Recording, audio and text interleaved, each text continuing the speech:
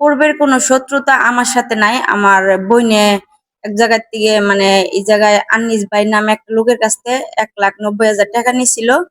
এই টাকার লেগে মানে আমি তখন প্রবাসে ছিলাম। আমি জানি না এগুলা কিছুই। ওরা এসে শুনছি ওরা কিস্তি টিস্তি দিছে, আমি দেখছি এতটুকুই। তারপরে হেরা 3-4 মাস টাকা দিতে পারে নাই, 5-6 মাসের মতো।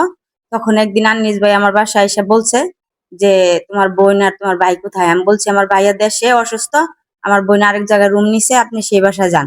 আনিস ভাই বলছে যে না, আমরা অন্য কোনো জায়গায় যাবো না, আমরা আপনার বাইরের টাকা দিছি এই বাড়ি দেখা টাকা দিছি। যদি ওরা টাকা আমার না দেয়, না দিলে এই বাড়ি এই প্রথম 6 লাখ টাকা দাবি করছে। 6 লাখ টাকা লেগে এই বাড়ি বিক্রি করতে হইব, এই বাড়ি হারাইতে হইব। মানে একটা টাইম দিয়ে গেছে, 24 ঘন্টা টাইম। ওরা আমার বোনেরা গেছিল, বলছে যে তোমার বোনে বলছে যে চিনে না জানে না, এগুলা বলছে। আসলে আমি চিনি না, আমার কাছে কেউ কোনো টাকা পয়সা পায় না। এখন আমার বোনেরা কার কাছ থেকে নিছে না নিছে এগুলো আমি জানি না। এখন ওই ওই ভাইয়াই একদিন এসে আমার টের দিছিল, তাও 6 মাস আগে। এর ভিতরে আর ভাইয়া আসেও নাই, আর আমার কোনো ফোন টোনও করে নাই।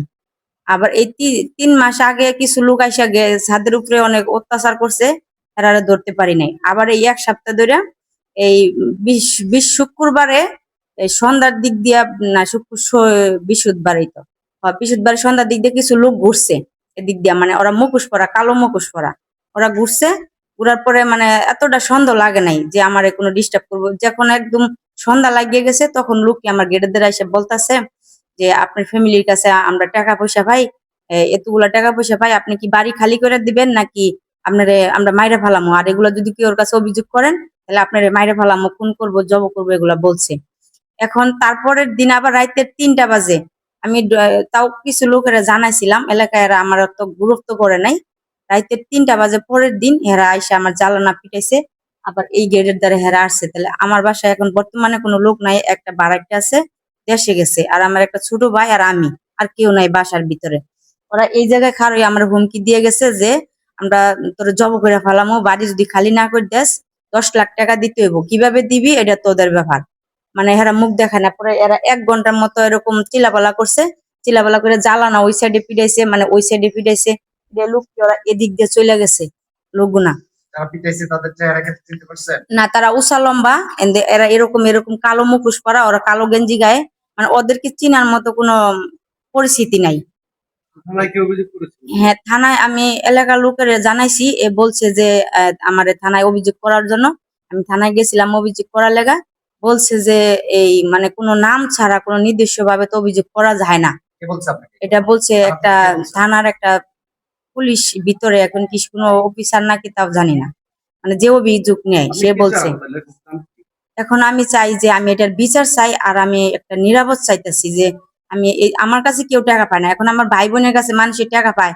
এটার লেগে কি বলতে পারে যে আমি আমার বাড়ি দেখে টাকা দিছে, এরা 10 লাখ টাকা 5 লাখ টাকা দাবি করে? এটা কি সম্ভব? আমি তো কেউর কাছে 10 টাকা নিইনি, আমার কাছে কেউ পাইবো না। এই বাড়ির মালিক হচ্ছে আমি। হ্যাঁ, আমিও এখন অভিযোগ করতে চাই।